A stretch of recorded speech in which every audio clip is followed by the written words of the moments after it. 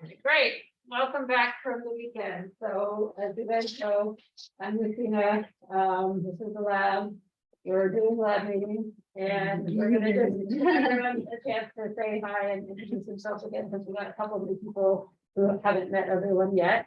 So maybe we can start with Lauren and go around and back up to Zoom. Great. Hi, I'm Lauren. I'll do a full introduction with this. So just quickly, I'm a fourth year PhD student. Happy to be here. Oh, sure. Hi, I'm Anshul. I'm a second year undergraduate, psychobiology major, and I just joined the lab today. Nice to meet everybody. Welcome. I'm Katie. I'm a psychology student from Denmark.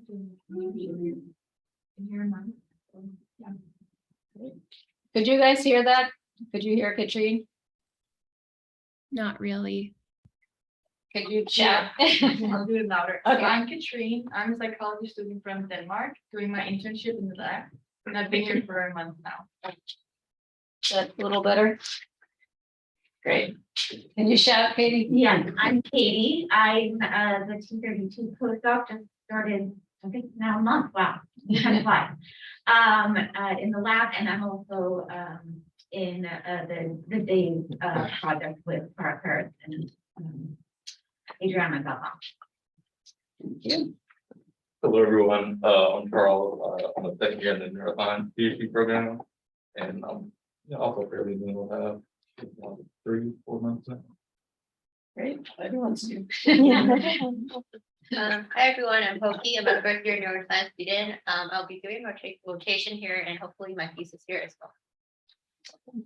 I'm Amanda. I just graduated from UCLA. I was working on the DAYS project with Adriana and Tara. Yeah, I'm excited to be here. Oh, great. Welcome.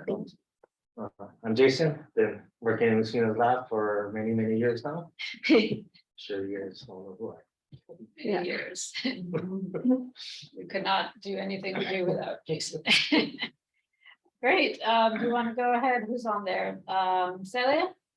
Yeah, hi, my name is Celia. I'm a third year graduate student in the clinical psychology program at University of Miami. So I started in the lab when they were back at UM and now I'm just, here virtually. Great. Glad you can make it. Who else do we have? Myra? Hi, everyone. I'm Myra, and I'm a 6th year in the developmental area in the psych department. And Lucina's on my dissertation committee. Happy to be here. Welcome. Who else is on there? Zach? Hey everyone, like Celia, I'm also in Miami. I'm a 5th year grad student in the clinical program here, and I've been working with Jason and Lucina for 5 years, I guess. Wow. Great. Thanks, Zach, for joining. We have Judy. Hi, everyone. I am a postdoc, technically part of UCSD, but I've been hanging around with BCCL since the University of Miami. I work with health and vesting state. Great. Thanks, Judy. I see Andrew just joined. Hey, Andrew. Hello. Sorry again. I lost track of time for the second week in a row. Okay, you're not even technically in the lab, so you're not obligated to come to lab meeting. Oh, I know. I like what y'all are doing is pretty cool. So and I had nothing else going on today. So like meeting wise. Welcome. We just did a quick intro because we had some new folks. Cool. So did you already said where you're from? Sorry, I missed it. Me? Yeah, did you just? Oh, I'm an assistant professor at USC/CHLA. And yeah, I do cognitive neuroscience and environmental factors and those effects. And I'm currently working remotely, but I'm still affiliated with USC. So Thanks for joining us. Who else have we not introduced up there on Zoom? Was Romina? Paula's in the waiting room. Oh. Someone's in the waiting room. I'm gonna let them in. All right. Yeah, Romina, would you mind introducing yourself? Hi there. My name is Romina. I'm an undergrad. I've just joined the lab. I'm a 3rd year psychobiology major. I really wanted to be there in person today, but I just found out one of my roommates tested positive for COVID. So yes, sorry I couldn't be with you today. Okay. Thank you. Thanks for staying. Yeah, we'll have more meetings. And we see Paula's doing this. Do you want to say hi to everyone, Paula? Yeah, hi, I'm Paula. I'm a postdoc in Adriana Galvan's lab. And I used to work with Lucina back in the day in University of Miami, and I'm really excited to be joining the lab meetings. Great. So obviously we have a lot of overlap with Adriana's lab and those folks. So that's great. Welcome everyone, new and old. We're going to have Lauren practice her dissertation proposal today. And I think is it next week or 2 weeks. 2 weeks? Yeah. Okay, so plenty of time, but Yeah. it's just informal. You can do it any way you want. Make sure when you're asking questions to be loud enough so that the Zoom folks can hear. Yes, very exciting, Andrew. And do you want us to let you go through it all, or do you want us to interrupt and ask questions as you go? What do you prefer? Maybe if you want to interrupt as I go, and I'll take any notes. If you have any feedback, any slides you think you could add. Yeah. Feel free to grow me as much as possible. You want the whole 9 yards. Sure. Okay. So yeah, feel free to jump in, Zoom folks, and all of us here, and give the feedback as we go. Okay. All right. It's all yours. Start So, and Andrew says, what level of feedback are you looking for? Good question. You can be as critical as you would like. But I may not know all the answers yet, but I will try my best. And I'll take note. Whoa, I love it. We want both trees and forests. Everyone. Trees and Wait, forests, like the details. Or like super detailed.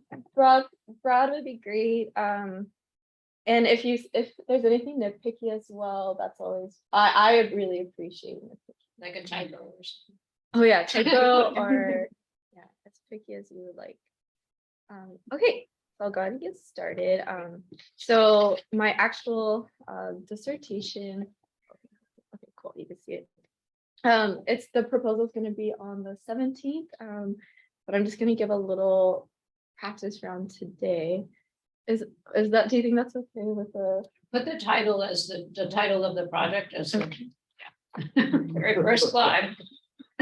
Just put whatever the title is instead of Kupis. Okay. Okay. Yeah. I wanted to give just a little bit of overview of who I am because my dissertation committee, they don't know me fully since we did like transfer here only recently, but I worked at UC San Diego. I did my undergrad there. I worked on as a lab manager for the crocheting group, and I worked on a taller fMRI study there and collected data. And then I moved to University of Miami. I started my PhD there with Dr. Adine. I received my master's, and now I'm just beginning my 4th year PhD in the neuroscience program here. Yeah, and then some previous work, I could always change the slide too, but I thought it was nice to just list it. So I've mainly done work with children with autism so far, between the 7 to 12 years age range. I've also have experience with looking at brain dynamics across the lifespan in neurotypical populations and really investigating or trying to tie together brain dynamics and cognition, specifically cognitive flexibility. So not a lot of work with Talbot imaging yet, though, so a little bit starting to get into it. You know what I might do is if you go back to the last slide, you could just like pop up the names of the papers on this slide, like as animations and be like, from UCSD, here's my work, and those are the papers affiliated with that, and then the stuff you did in Miami and the papers affiliated with that. Okay. Because that way it's just like it's just one big Kind of slide. like, yeah.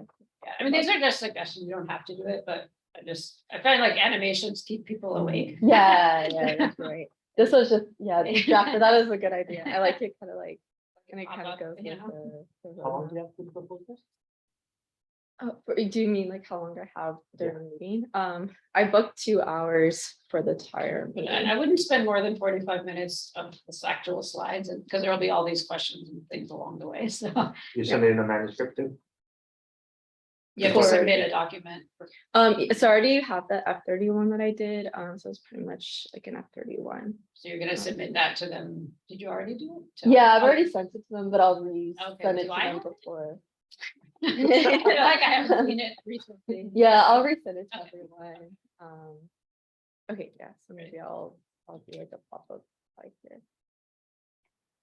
Okay, and yeah, so this project that I'll be discussing today, I resubmitted it as a F31 this past August. So I just got notified it's being discussed in October. And kind of like the timeline for this project. Yeah, I'm excited. Hopefully it gets scored and everything, so we're keeping an eye on that. It did get a score last time. It did.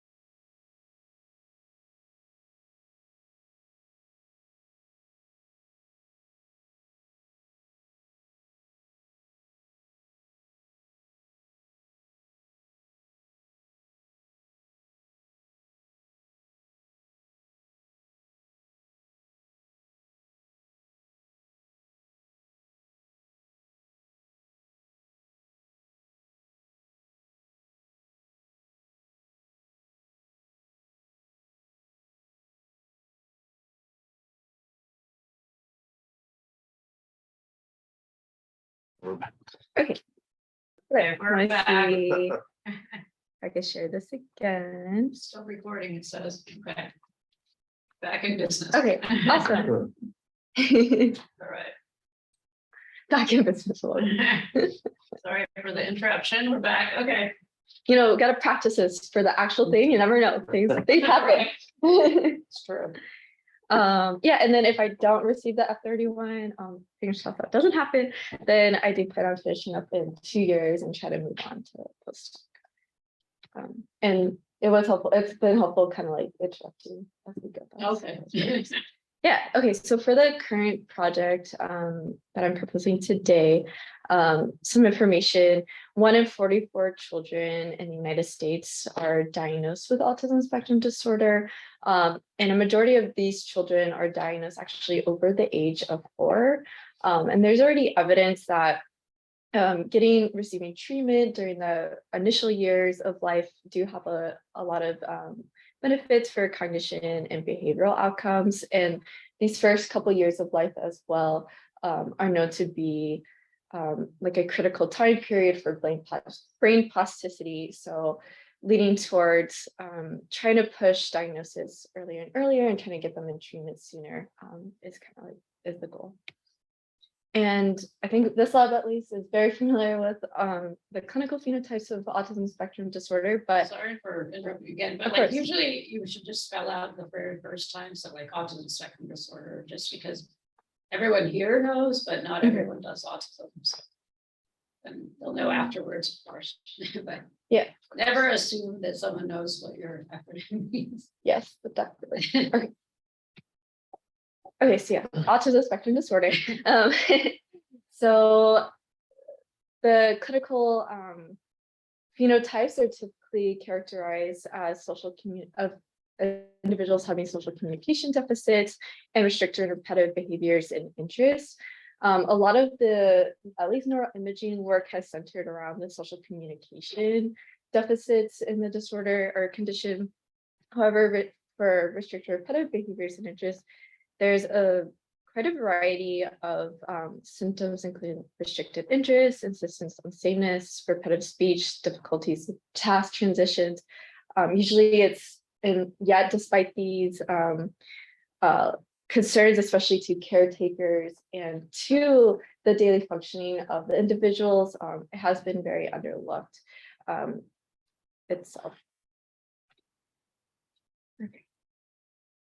Yeah, so there's also growing evidence that brain dynamics, which are thought to be moment-to-moment changes in connectivity or activation during a fMRI scan or a fMRI task. Brain dynamics are thought to help explain differences in clinical populations and behavior. So there's emerging evidence that we should further investigate brain dynamics, and there's already some supporting evidence that it may be a useful method to studying the complexities and heterogeneity within ASD, because ASD is a spectrum. There's a lot of variety in the disorder. Sorry, I keep getting like, now I'm like sidetracked. I feel like I'm like thinking of all the different things I need to do. Okay, but yeah, so I already have some work here, just in a neurotypical population where I looked at brain dynamics, and it's pretty cool. We can link brain dynamics with real life cognitive flexibility, as exampled in this study that I did, leading to supporting evidence that it needs to be further explored in autism spectrum disorder, and may hold like as a good potential method and model to use for future studies.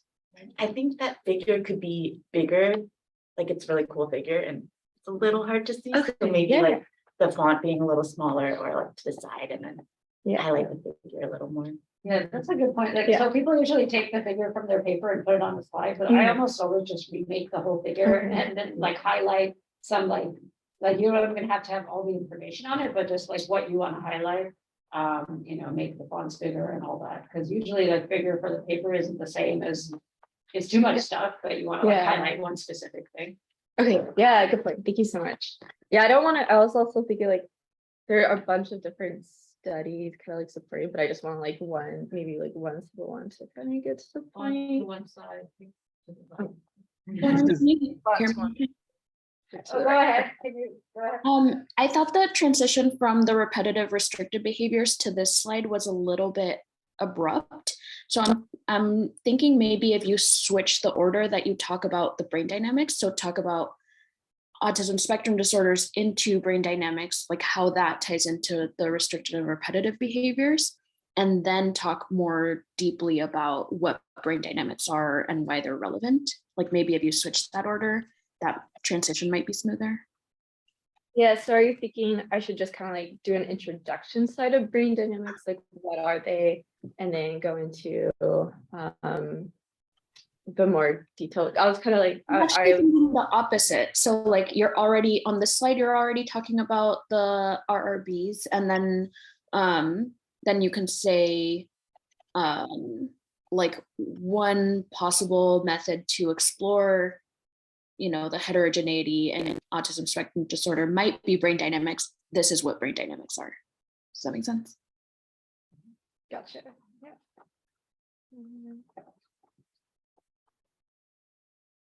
Yeah, and the other study you had in Neuroimage Clinical actually is the dynamic and autism study. Were you going to talk about that or just? Oh yeah, I referenced it here. I could put that as like a figure as well, because I like the figure. Yeah. Yeah, I would put so you have Kupis et al. 2021 in the caption and then 2020 in the text. I would just put both in the text, and just as a way to kind of like, because so it's not like, oh, it's not a typo. It's that you have two pubs that could be both worth talking about. Or you don't even need a figure caption there because that's from the paper. Yeah. So you can redo it so there's no figure caption maybe. Oh, sorry, go ahead. Lauren, can you go back to your previous slide? So here you talked about how there's usually it's two phenotypes, but both of those phenotypes are required for the diagnosis from the DSM. So you just wanted a little more careful about how you say that. Gotcha. That like they are required to have both of these issues going on. Right. In the most recent DSM. Yes. Right. Yeah, I was wondering if I changing, should mention these as like another terminology to bring up, but Well, I think in the first slide when you bring up autism, because the diagnosis of it is based off of what's in the DSM. Right. Right. So according to the DSM, autism spectrum disorder is past 7 out of 5. Mhm. Yeah, I was thinking of like potentially saying like they're required to have like one sign of, I think it's like one sign of social communication deficits, and then they have to have at least 2 symptoms of RBs to be considered for LC. Okay, so I'll do that. And that would be interesting too, to say that the RRBs are often less focused on in the neuroimaging when they're obviously like a key requirement. Yeah. It's also helpful. Thank you. Yeah, great, thanks, audience. Yeah, thank you. I really appreciate this. Okay. Yeah, so then to further a little bit more further information, there's also the idea that's called the triple network model, supporting the idea, or it's specifically these 3 networks, the salience network, central executive network, and default mode network, appear to be most commonly aberrant or implicated in psychiatric conditions such as autism. And the idea with this model is that the salience network may act as like a hub amongst the 2 different core neural networks, helping to facilitate the switches from one network to another. And there's already evidence that these 3 networks, again, appear to be important to investigate in autism. However, a lot of the work's been done in either childhood or older adulthood, not quite yet in the taller age and early ages, though there is evidence that in neurotypical populations that these 3 networks do exist. You can image them, you can see them in those early stages. So it's kind of leading to the current study to want to further investigate these 3 core neural networks and as like a potential biomarker for autism spectrum disorder. Yeah, so actually like Morella's lab has done imaging of the salience network in infants. So I guess maybe just mention there's some indication that you can also find it at very young ages, but there hasn't been a lot of looking at these network interactions in the, in the younger age range, even though you can identify it in as young as whatever age range she's doing. Yeah, Super young. they've even imaged it like prenatally, Right. and they've seen these 3 networks can be captured. So you could even put a figure on there of one of those or something like that. One way you could like give all this information so quickly. Yeah. Is by saying like, we know from adult studies that these 3 networks exist. And the idea is that the salience network acts as a hub to switch between the 2. We've extended, the literature has extended this in other populations such as adolescents, children, and starting to get into color. Right, yeah, that's just now starting. I'll also have a much better figure of that in this. Okay. If you want, like, because if you want to just use.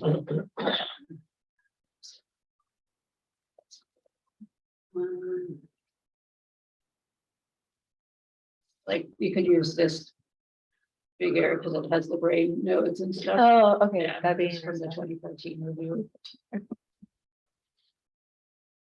Can you guys still hear us all right on the Zoom? I know there's some people in the back of the room, but okay, great. Awesome, yeah, that's all super helpful, thank you. Okay, and I wanted to give like a little checkpoint summary to kind of tie everything together. So from what I've presented so far, there's overall very little known about the early life neural indicators of autism spectrum disorder, and also little evidence linking early brain dynamics with later on restricted repetitive behavior symptoms. And this leads to the current project that I'm proposing today. And the title of the project basically is Early Brain Signatures of Autism. And the first aim is to identify early brain biomarkers in toddlers later diagnosed with autism using brain dynamic methods. And then for the second aim, I hope to look at or determine longitudinal brain behavior relationships. And the overall goal of like why I wanted to do this study was to discover like an early brain biomarker for autism spectrum disorder to potentially aid or supplement early diagnosis and potentially guide treatment in those, especially the first critical years of life. Yeah. So for this study, I have 231 participants in total. There's actually like 2 cohorts with the UCSD group. So this is all collected at UCSD. This represents the older cohort right now. And I have 89 subjects with autism, 70 who are neurotypical, and then some who have like a developmental delay, language delay, and then other, which is like they have like maybe a genetic disorder or PPD NOS, which is like they have some qualities of autism, but did not meet full diagnostic criteria. Yeah, so someone was asking about if the participants have already been collected, right? Yes, yes. Okay, that's a good point to make. But I think also Andrew and others, it's good to point out that you collected a lot of these data when you were in that lab. So sometimes people always say like, oh, but now you're not going to collect any data for your dissertation, but just say like years ago, I was part of the study and collected a lot of the data. So now it's like, you know, they're not going to say, oh, you're not having any experience collecting data. It's like, nope, I already did.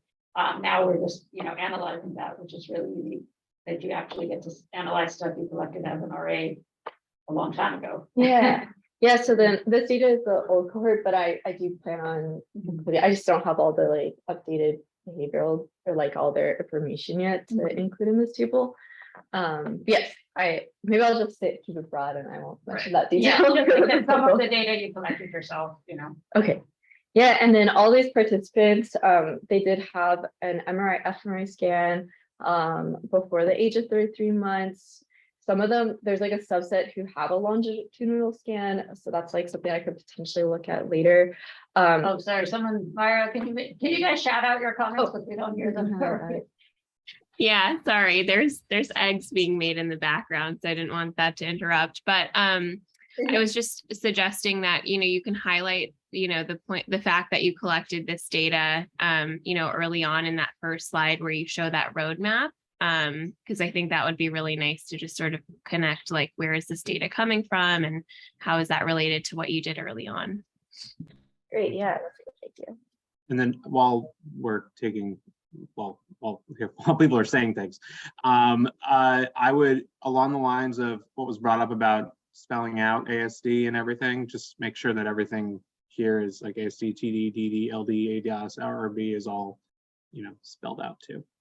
Yeah, or you could even remove the DD and LD if you're not going to use them or if you're not going to talk about them because they're not, if they're not relevant. I don't know if you are open to use them or not, but yeah, if you're not going to put them in the study, then there's no reason to like distract people with them. Okay. If you are gonna use them in the study, then I would go back to that clinical phenotype slide you had and describe how there's these other diagnoses as well that have some of these features, but not all of the ones necessary for ASD. Okay. I mean, it's good because you're using a mixed sample and people always say, oh, the sample's too clean and, you know, in real life, it's like this. So you could say that's a strength of the sample. Okay. Yeah, that was definitely a question reviewers had. I was thinking of grouping them in other, but I'll go through the analysis, but some of it's like dimensional, so it doesn't really matter. Though I want to do like a categorical analysis too, and then obviously like that wouldn't be enough power to include them. But for the dimensional, it's like it'd be kind of fascinating to have all these different diagnostic groups. Yeah, so all these participants, thank you all so much. But all these participants do have like a early fMRI scan before 33 months, and then subset have a longitudinal scan, which I might look at later. But at least all these subjects in this table do have multiple clinical assessments, and one greater than 33 months, which is like where you have the most like kind of clinical stability for diagnosing, and that's how I found out their final diagnosis. So the ASD, TD, those groups are based off their like final diagnosis. Though like some of the participants, it was interesting, like when they started like during the first scan, they might have been labeled as like neurotypical, but later diagnosed with autism. Are the scans resting state or? Yeah, that's the next one. So all this data was collected while they're in natural sleep. And I have both resting state fMRI data, and there's a task that we collected as well. It is like very language focused. That could be like a future direction. But for now, for the study, I wanted to focus on the resting state and looking at moment-to-moment changes and brain dynamics during their resting state sleep fMRI scan. Okay, so for aim 1, so the main goal again is to use it's called topological data analysis. It's a type of brain dynamic method and incorporating machine learning techniques to identify potential early neural markers of autism using resting state fMRI data collected from the sleeping toddlers. And my hypothesis for this aim is that even as young as 12 months of age, aberrant brain network dynamics, particularly among the core neural networks of the cadence network, central executive, and default mode network, will be present in toddlers who will be later diagnosed with autism compared to those who are not. And again, there's kind of the question if I'll just look at like neurotypical versus ASD or the full diagnostic range. There's one additional. Mhm. Because there's like there's a bit of a timeline to this, Yeah. the study like the project itself, and how these things happen and were designed. It might be able to start off discussing the project with a slide that shows like the flow of participants through. I like that. Yeah. I think that's a great idea. And that will help people understand better what you're talking about. Like, first we did the resting state, then we got a diagnosis. Okay. Yeah. And I would always just put a bunch of figures rather than text on the slide. Okay. because I prefer to just put figures and then just talk through. I mean, you can put the aim, of course, in hypothesis, but like a figure of TDA is cooler than describing it. Like, one of the figures from Manisha's paper, which you probably have at some point. But I would probably have figures on every slide, rather than just text, like minimize text and maximize figures.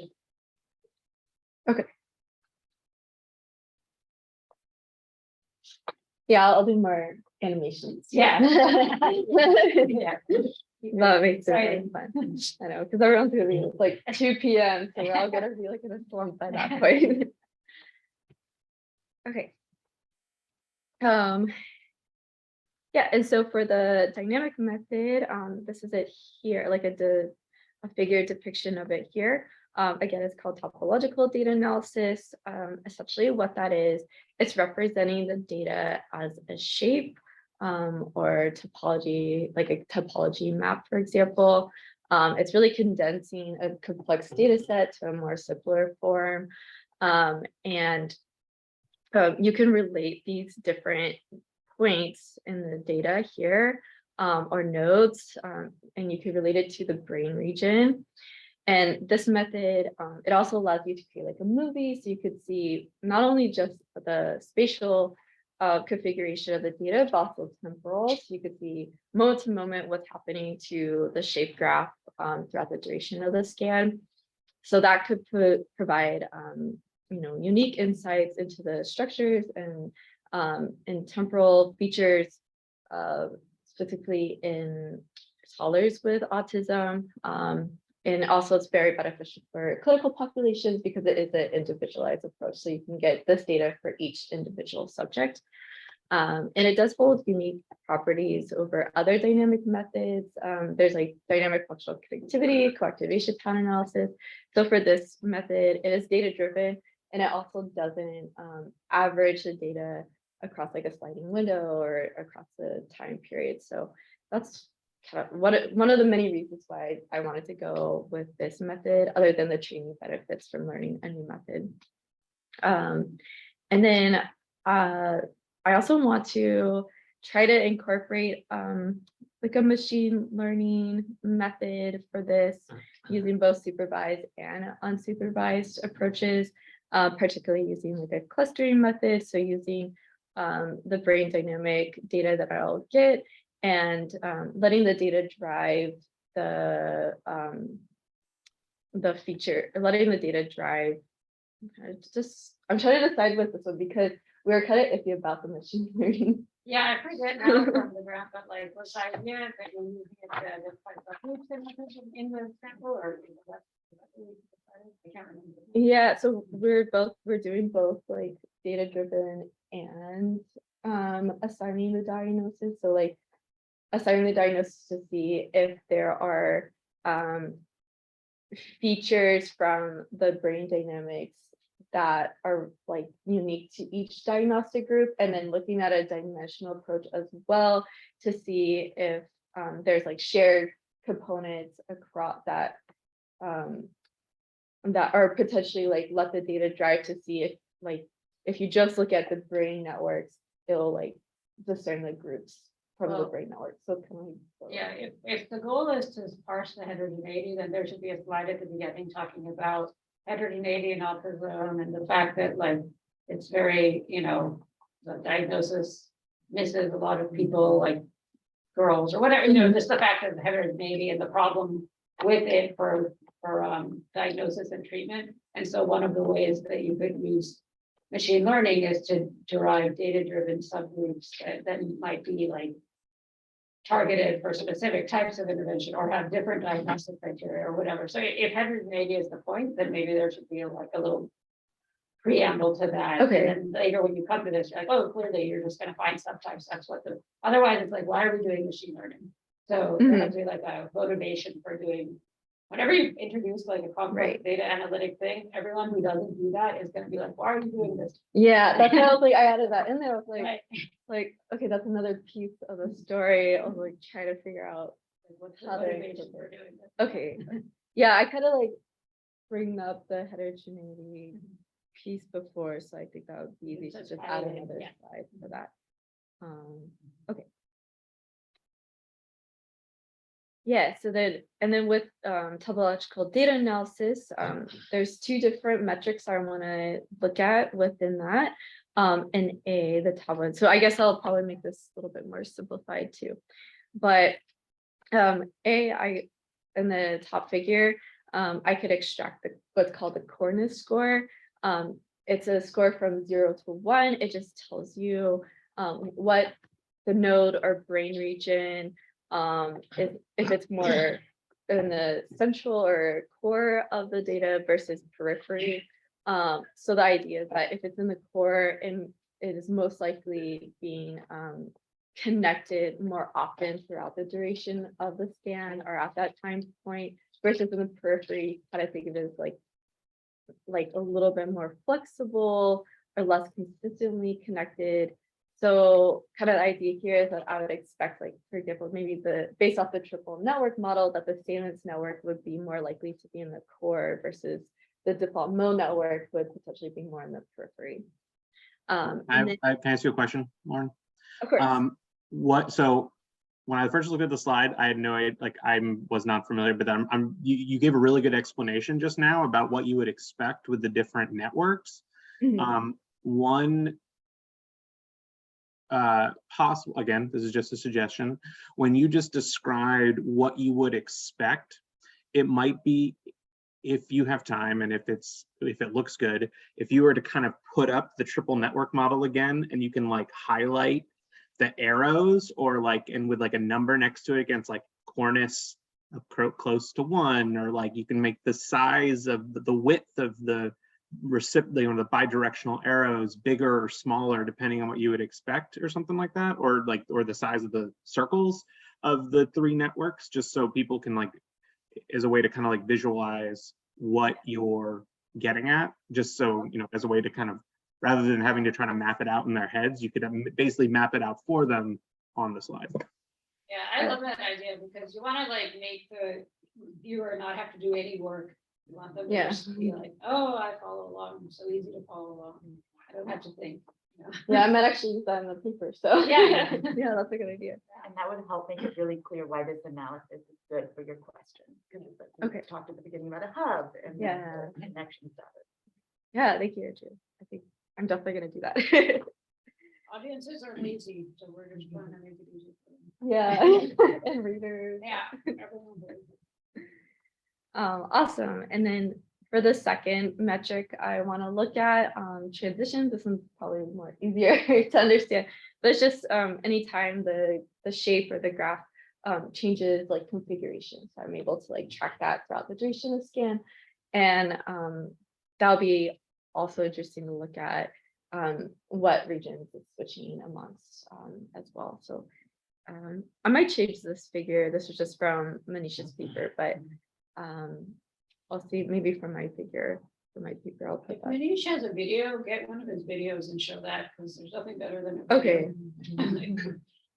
For showing like some cool animation of his method. I'm Yeah, sure he does. He Yeah. does. Yeah, yeah. Let's put that in there somewhere. Yeah, I'll show the transition. Yeah. really easily. Okay, I kind of touched on this already, but for the statistical approach, it's basically just regressions, machine learning, as well as just it could be like thought of as regression. So one where I'm looking at the diagnostic groups.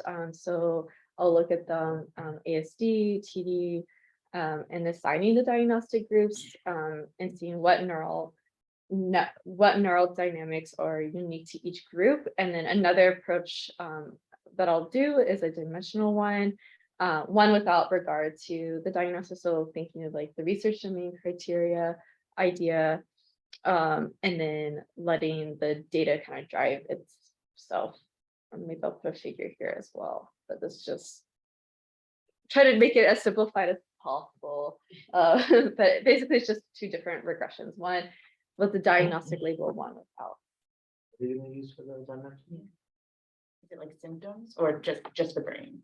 Right now, just the brain, using those brain dynamics. And then try to predict what.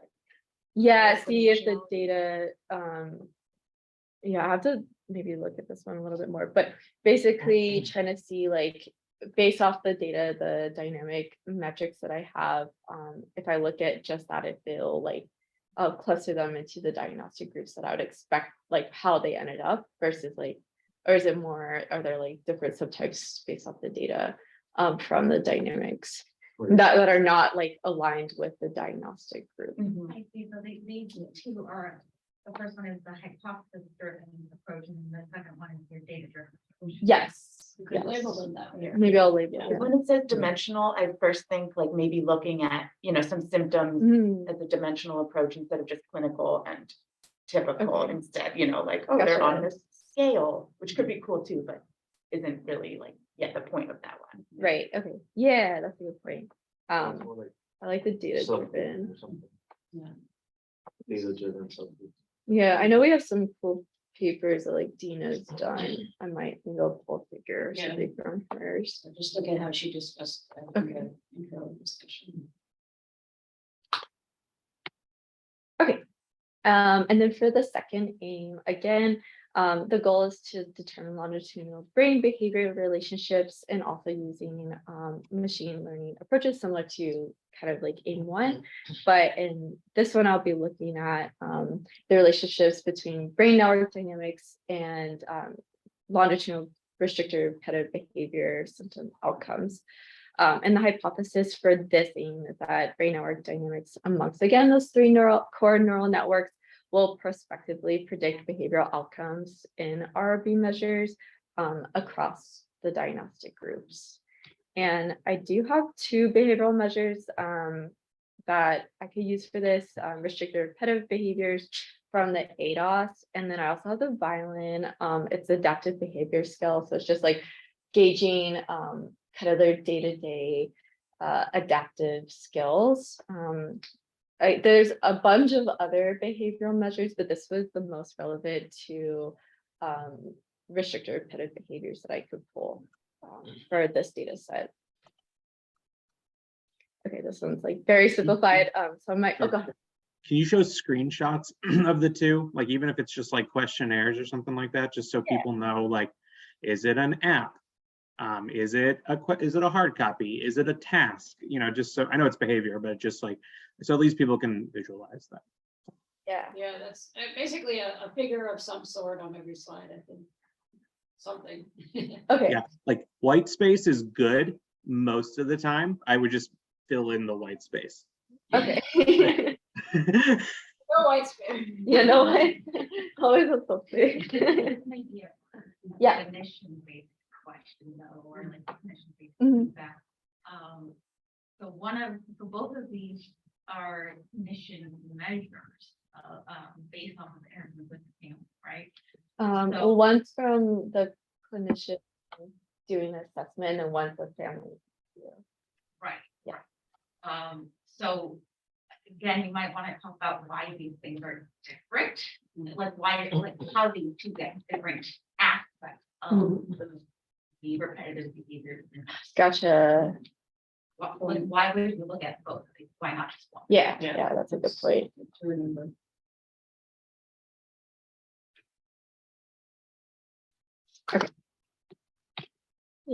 Okay, and then it's kind of similar, I'll pick this side up, but it's very similar to the first aim, but this one is the probably more like what you're discussing, like so again, I want to do like a dimensional and categorical analysis, both regressions basically. So one where I'm looking at brain dynamics and see if they could predict the outcome restricted repetitive behaviors. And then another one where, so it's like a data-driven approach. And then another one where I'm looking within the subgroups as well to see if there's any unique connections within the subgroups as well. And for these, you're just using the brain imaging at when they're infants, right? Like you're not using another time point. Yeah, that's a good question. So right now I just have the analysis for like their toddler for their first MRI scan and then related to their outcome RVs. There are like a subset, but it's like very few. I think it was like maybe like say 40 ASD 40 TD who did like the longitudinal. So I was thinking maybe like putting that if I like putting that as like a supplementary or something to this.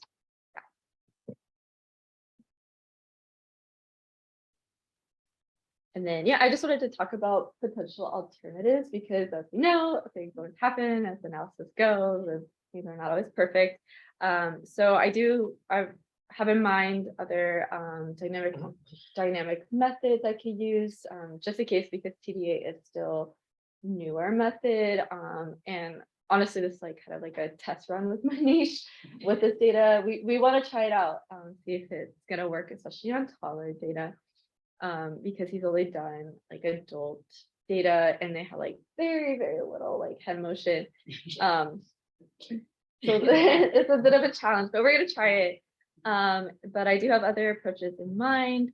And then again, I have like, there's like 2 cohorts with the UCSD data. So that's gonna like, that'll increase my sample size. I've already been in touch with some other data sets as well, who told me I can like potentially use their sleeping toddler data.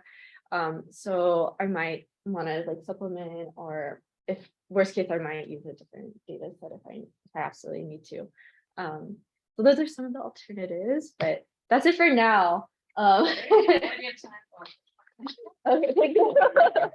We have time for feedback and stuff. I think one thing people always ask is if the sleeping fMRI is the same as resting state fMRI. So you might want to reference some of those papers that have done a direct comparison of sleep versus wake, because there's some differences, but you want to be able to say overall network organization topography is similar across rest and sleep. That's why we think using sleeping toddlers is valid, because they might say that's totally different, you know, so at least a little acknowledgement of that literature, I think, just to like ward off any critique. There's no way you could do awake toddlers anyway, so I mean, acknowledge that as like one of the limitations of like why we're doing sleeping, right? Because Lauren, I have a quick question. If you have a second. Can you go back to your slide in which you put your AIM2 hypothesis? Perfect. So I'm sure y'all have talked about this, but probably because a reviewer, not a reviewer, whoops, sorry, that's on my end. Fire alarm testing. Someone might say it, what happens if, hypothetically, in AIM1, you don't see any aberrant brain network dynamics? Does that negate AIM2 before you even, like, does AIM2 depend on AIM1? That's a good question. I don't think so, because I'm just looking, I could do it like dimensionally as well, but looking at like the early brain networks and related to like outcome restricted repetitive behavior. So I didn't see it as that way, because it's like now I'm looking at behavior. Okay. Yeah, that's a big thing I've seen with other grants too. It's just like, if aim one depend, if a latter aim depends on a previous aim, then what if that first aim doesn't work out? Then it's like, well, then what's the point of even doing aim two? But yeah, if you can set it, so my suggestion, if you can like either word it or set it up in a way that you can still, what you're gaining from aim two is still relevant in case your hypothesis isn't like supported in aim one, then at least you can make like there's a case for like the continuation of the science, even if part one, aim one is not like, doesn't go the way you think it's gonna go. Yeah. And maybe you could, you could do that by just going more into RRBs and like what they are and what, what they affect, and like, if there's associations between like school performance or things. Yeah. So that you can say, even if, we can't predict, ASD diagnosis itself, we can predict if they're gonna have more of these issues. Right. It also speaks to your issue of ASD diagnosis. Mhm. It all links All together. together. Yeah. Hearing this like story, there's like so many pieces of like, how do you? Yeah, everything that's on is all sorts and. Yeah. One thing I didn't know about this, back, that was looking at, wait a second, I thought I understood it first, but now I'm curious, are you saying that you're looking at things that, that predict behavioral outcomes regardless of diagnostic group, or that, you're gonna predict different repetitive behaviors in each of the diagnoses? Well, the first one, yes. The first point, so I want to look at early brain dynamics across diagnostic groups and see if it can predict like, I forgot to maybe make like an example here. So for example, if there's like more aberrant scenes or connect or dynamics that might be related to worse restricted behavior outcomes. Regardless of diagnosis, but I also want to look at subgroups as well to see because, but it's kind of like together because autism, they have usually more severe RRB, so then I feel like it kind of went. Yeah, using diagnostic or the moderator really reduce your power. Yeah. So that's like another, just a reviewer Mhm. Gotcha. I want to do both in case like when I look at ASD specifically, there, maybe there might be like a stronger link between the two versus when I have like everyone together. Yeah, just try to figure out like the best way to kind of like explain or like emphasize that it's important to do both ways. It is absolutely. I think maybe you can just having two graphs showing your predicted outcomes, like your hypotheses, with the potential linear relationship of RRB is on the y-axis and skeleton network transition. Showing in both the way that it is across the groups and then like showing your two lines for your two different lines. Gotcha. Yeah, so Oh, that's a good fake data and fake graphs are a great way to show a hypothesis because, it's that way, a person can just envision it without the words. Right? Yeah, I like that. Higher this is going to relate to lower that or whatever it is. Just make a fake plot. Yeah, I like that. Yeah. You got for everyone? Yes. I guess so. Everyone actually, yeah. Typical too. Can you go to the aim one? Mhm. I'm a little unclear on how you're measuring the three networks. Are you doing an ROI, whole brain? What is? Yeah, that's a good question. So for the networks, at least from Manisha's paper, I need to still discuss it out with him a little bit, but he said, at least from his paper, he was able to get like, I think he used like like the Schaefer parcellation, like to get like the points, and then he was able to look at like activation, like what brain regions were most activated in the core regions. I can pull up. Is that gonna work with a toddler? Oh, because the atlases are not. So when they do specified. an ICA on the toddler and the essential executive is like one blob. Mhm. Yeah. I mean, the three networks are gonna be just like three blobs across the brain. So I was wondering, how are you going to There is a toddler or a young child atlas, isn't there? There's For the parcellations. Yeah, Yeah. right. I mean, there's templates for the normalization for structure, but there's no toddler functional atlases. Because the ICA, when they do them when they're young kids, Mhm. it's like, wow. So, you know, I'm just wondering how you're gonna quantify that. Well, I think, so I have been on many dissertation committees where people are trying to do young kid parcellation and there are no atlases, right? So all the stuff has been done in adults. So I think you can say two things. One is we'll try the adult parcellations and try to apply them, you know, see if it works. But then you can also do ICA on these data sets to identify within this cohort what looks like each of those networks, and then use the ICA derived parcels for the ROIs, because that's like. Yeah, what- well, how does top of I don't know how whatever. GDA works. How but- does does it work for the time series? Does it work? Yeah, so it's like a matrix as well, through the on time matrix of series. time series? Yeah, So and you could then have this is like an taken three example. time series? So then this is what he did here. He got like, he was able to get like the brain activations within like the graphs. Like the, Wait, so he takes a template of a pattern and then that's what he uses to. Sounds like, Or uses a time series of a whole network. yeah. I think this is gonna be important to make sure someone will have that question for you. Yeah. How you exactly gonna do this. But if you used ICA, then you could get the time series of the whole network. Mhm. Of this group specifically. And then it's data driven. Yeah, and they've done ICA they've already done ICA on this age range and other studies, and this was like it was successful. So yeah, it might be also like how much I parse up maybe within Yeah, I mean, ICA. well, you can do an ICA and it'll get you the net. So, but then Mhm. how does he feed the ICA info into the TDA? Is what I'm asking. I need to double check that with him, but I know it's it's definitely possible. It's a little bit like we're still on the first steps with just getting the shape graph, but yeah, like here he was able to like on this figure you can see like he was able to get the activation, but Because your hypothesis specifically is dealing with these three networks.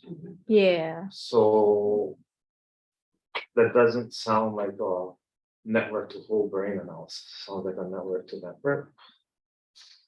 So what is, I'm just wondering, because I thought TDA was sort of one area to the rest of the brain or something. The relationship in each TR or something. Well, no, these are like specific like brain. I think regions. Manish has really good figures in his original paper that show how this analysis works, and you should show one of those, because like, you know, it's such a new method, nobody uses it but him. So, you Because, know, in the paper, it's a This is his, yeah. TR by TR 2D representation of the vector of voxels, basically. So each one of those dots is sort of like Mhm. XY of one TR of all voxels, right? so it's a whole brain. So it's a whole brain. So if you only have three voxels, is TDA gonna be able to work, is what I'm getting at. Yeah. So that, yeah, some methods questions to Mhm. figure out. Right, yeah, because his maps are basically a whole brain TDA, I think. Yeah, so it's taking that vector from the TR, so every voxel in the brain at each TR, right? And then it's mapping that onto the 2D space in the C in the beginning. So I'm wondering, how does it map something with only three voxels? How does it spread that out across this high dimensional space, I guess? Trying to ask. Yeah. And then on top of that, you need to explain how you're gonna quantify the interaction between one network with another, separate from the other ones, because it looks like in this TDA, it's just giving you one whole brain configuration, not necessarily one network related to the other, but the three networks, how Yeah, they're sort of flowing together. I think it's gonna have to be like the whole brain, and then kind of like the idea what I was discussing with Manish is like So you might just from the want to write out activation. exactly the analysis. Because then that'll help you clarify your methods too, because aim number 2, when you say you're looking between the 3 networks, I'm not looking amongst them. I would expect them to be like, I guess, more prevalent, well, what do you but like what do maybe you- more dynamic switches. Because in TDA, my understanding is that you're getting a relationship, right, between one area and other areas. So it's not really looking at the sameness network, right? It's looking at sameness network in relation to default and Or like, oh, you mean Such the a- full brain relationship? yeah. Yeah, yeah, yeah. Because you can't, it doesn't seem like you can parse apart just the sameness network. Can you?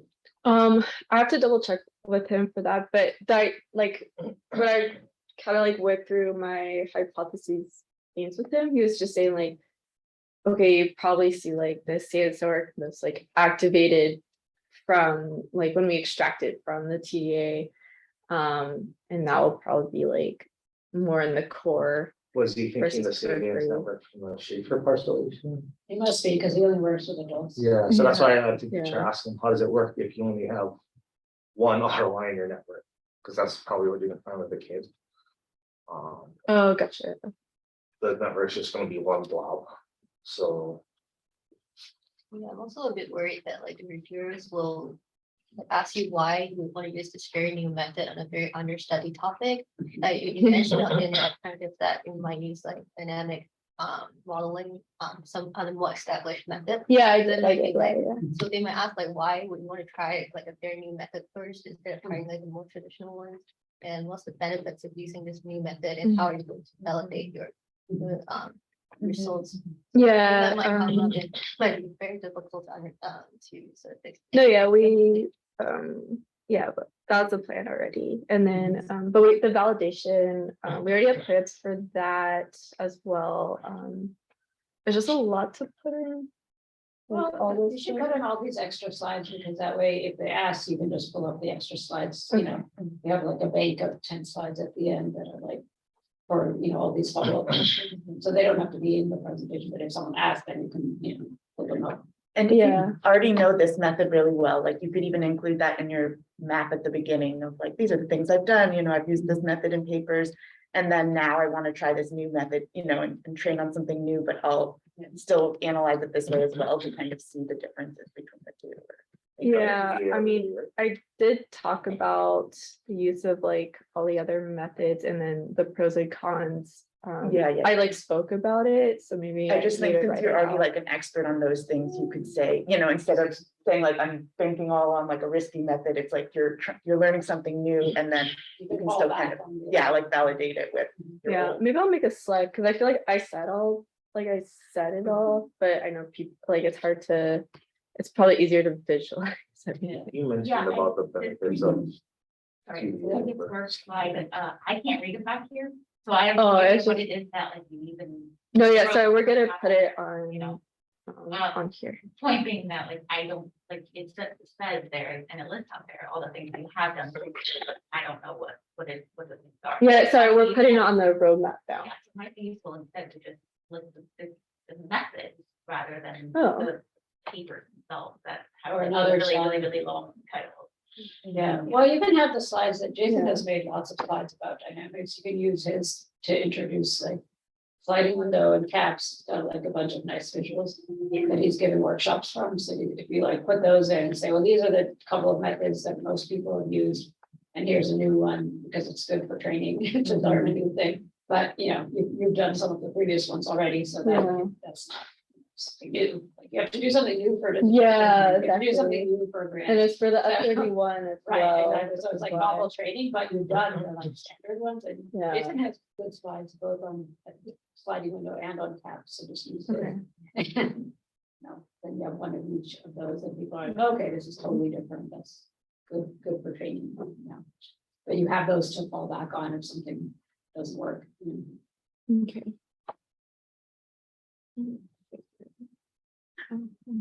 Yeah, let's assume that no one knows anything, but I know. Yeah. someone in the audience has never done this stuff before, and in fact, most of the people in the audience. So assume that, you know, Was it included? huh? Who's in Jennifer Silver's? Carrie Bearden, yeah, Manish. Carrie Merle. Bearden. I don't think Carrie's in. Carrie has experience with dynamics. No? None of Okay. these, no one except Manish has done this stuff before. Okay, so Yeah. neither. And So even maybe- Manish doesn't do anything with kids, so I like, for example, Marilla does stuff with infants and autism, so she's an expert on that. Manish is an expert on methods and dynamics in adults, right? Jen Silver is an expert on childhood development, not doing resting state, right? So like, all of these people are gonna come at it with their own questions from their expertise, and they're gonna be annoyed if they don't understand like something, so you have to like spell it out. Everything has to be spelled out for the entire audience, as if like you were giving the talk to your parents, like that's how I always put talks together. Grandparents. Grandparents. Yeah, take it to your grandma and ask you a question. That's exactly right. Okay. Because it's just as bad to have an audience of experts on really specific things as it is to have an audience of lay people. It's basically the same audience. Because, Yeah. you know, nobody in the audience knows all of these things. Yeah. No, it's so well. It's just like try to figure out, yeah, like how to convey it in the most like simplified way, especially for these these methods. But no, it's very helpful to get all of your feedback and things to think about. So now I feel like I have so many ideas with figures. I'm gonna put those are the fun parts. And it is fun to make figures. I just spend way too much time. Yeah, I love it. Well, it'll waste a lot of time, but once you make a good talk, use it for the rest of your life. All you do is modify it for different purposes, but so once you like make a really good thing with really good animations, it will serve you forever. Are there any folks on Zoom who have pointers? I think there was a chat or something. And hidden. What I wrote is not important. No, it just looks like you're take the crosswalk, you know, in one case, but then you're just rushing and jaywalking in the other case. That doesn't seem responsible. Yeah, no, you know, jaywalking over here. Wait, did you guys know, I got a ticket for jaywalking, here in Westwood. I got a ticket for jaywalking over by that, where Chipotle is now. Wait, when? What? So you can get tickets for jaywalking. When? This was back in 1993. Oh. so- Okay. But you can get tickets for jaywalking. Good to know. It's very common in Westwood. Oh, yeah. Oh, yeah, Myra was. So like right out there where Yeah, people are very coming out from the parking lot, Well, like get from your ticket. Semel. And Myra Wow. said something about it. Yeah, she said very And common you in will have to Westwood. pay for a ticket. Wait, get a ticket where? Walking out of center? Like if you jaywalk, you know how like right in front of Semel, there's the parking lot, Yeah. cars come out and people always just like, Yeah. when there's no cars, people walk. Yeah. Apparently sometimes if a cop is there, they'll give. Oh, no, it's, oh, I always jaywalk that way. I know. Yeah. Yeah, it's the spot right by Jewel Stein. I saw someone get like a ticket there. It was a very interesting experience because one guy crossed and everyone else waited, and that one guy got a ticket. So it was a lesson for the rest of us. Oh, The strength in numbers. okay, That's just. Good to know. that is good to know. Yeah. Also, like sometimes on campus, they'll have a sign like no bike riding, like this specific spot, and like at least at UCC, I saw the sign here, but like they would give you a ticket if you like are still on your bike in that little segment. Be careful as well. Wait, what did someone just say in the chat? It's legal. Oh, or really? illegal? Legal now. Jaywalk is actually legal now. It's legal. Well, in jaywalking is California. legal? And you Oh. can't do it. Oh. Not Wait. anymore. Then who got the ticket in front of someone? Well, when did this law? Yeah, the law Yeah. passed. The law in Georgia. I did like it a million years ago. On the side of it.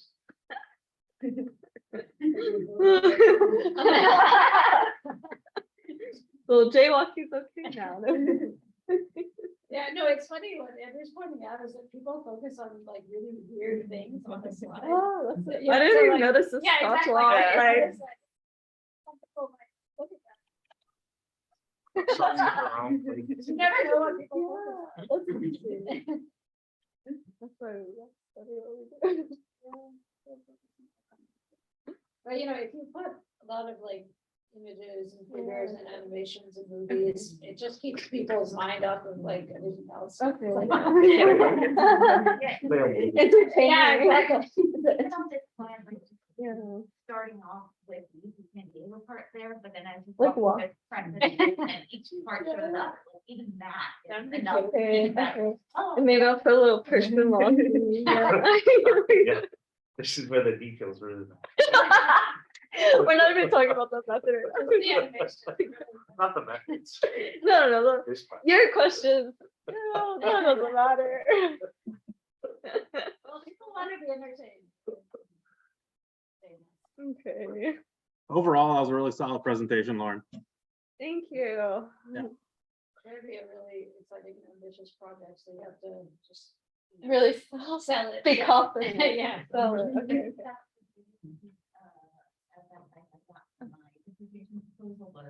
Are you sure you can do all of that? Okay. And how do we scale back? If Gotcha. So like have Yeah. that as a thought in mind. as well. Okay. Maybe I'll have like put a additional slide like scaling back. Yeah, Yeah, scale back. Okay. 10 extras. Yeah. Okay, They might thank not you. live, but they might be ready for that. too. And you have the data already, which helps. Yeah, yeah.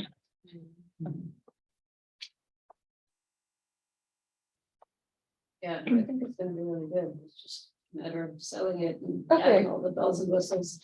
Yeah, it kind of reminds me of like selling like marketing or Yeah. product, like Yeah, that's all talks are, and this prepares you for other talks, job talks, all the talks. that you have to do. it's gonna be on the 17th, so I have 2 weeks to wrap it up. One thing I thought of that you might want to prepare for, and I'm sorry if I missed this, but when I was doing my dissertation proposal, they asked us to talk about how would the study still be helpful to like the gaps in the literature if our hypotheses don't work out. It might be useful to, even if you don't have a slide on it, just kind of think about it or have a hidden slide on something like that.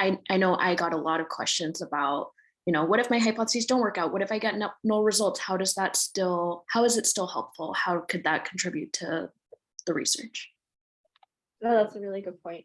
Yeah, and a lot of people also like to ask like what your future directions are, or what would you do next, and all that kind of stuff. You could return to the slide and have something at the end of the interval road. Return to, wait, sorry, for what part? Oh, you mean, just like the Q and A part, Oh, that okay. people always ask like, what are your next steps, or what do you want to do going forward? People often ask, what would be your next project, or, something to that effect. Gotcha. Academic round. How am I supposed to know? Okay.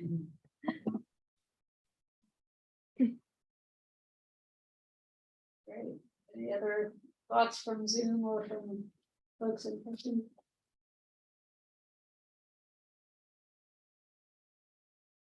The title. Oh, yeah. Oh, yes. Change the title. Yes, change the title. The title of the project. Oh, yeah, what is the title? Right now I have it like early brain signatures. Well, you have a picture of the networks too. This is Ooh, the clinical person talking. Yeah. Okay, Um, yeah. For what? So I read that title and go, okay, but why is that important? Why is that helpful? So even just adding a small phrase of to better predict, to Improve Early diagnosis. diagnosis, Yeah, yeah. right. Like using novel to improve techniques. prevention, whatever it is. Mhm. Add a little tiny phrase there to help emphasize why this. And you have I it in like your that. project goal there, so Yeah. that could just, Just put it like just add it to the title. Really hits the home part. yeah, I added that actually today. I was like, wait a second. I know like with clinical side, they always want to know like, why are you doing this? What's it relevant for? Yeah. I'm going to do that. Why stick a bunch of calories in my mind? Exactly.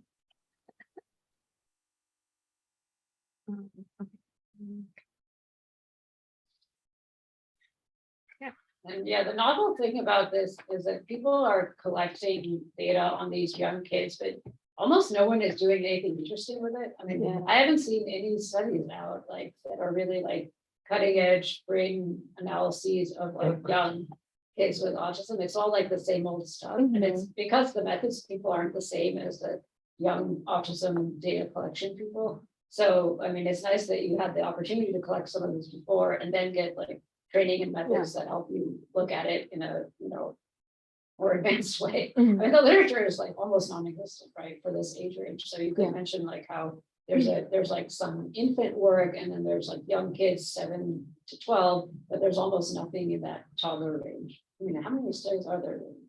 I mean, we did the review. Yeah, like very. There's like maybe, I don't know, 20 really more like important ones, but it's all structural. Right. The most advanced was the activation I did with like the crocheting group. Right. Even then it was just like, just the activation. You could even just emphasize that age gap, like we don't know almost, what is this age range, like 2, 3, 4, what's the toddler? It's from like 12 months to like around 36 months for this age. So you should say like, there's a huge actual gap in the neuroimaging field. Because like our lab, for example, studies 7 to 12-year-olds and a bunch of people do adolescents and adults and some people do infants. But like there's so almost very little or almost none in this age range, which is exactly when the diagnosis tends to happen, right around age 4. So like getting at this close to the age of diagnosis would be something you could actually use to like inform diagnosis. Yeah. Yeah, make it crucial. Critical time. Yeah, critical. Lots of your thesaurus. Yeah. All, just telling the why this particular. Okay. is important. Okay. Great. Awesome. Thank you all so much. Like luck, you're gonna be great. Okay, thank you. It was a little rocky, but that's why we That's the practice, point of right? practice. I know. I used to always be like too nervous to practice things and then I Yeah. realized like the whole Sweet. point is that Same you're time, nervous, same but it place. doesn't matter because practice doesn't actually matter.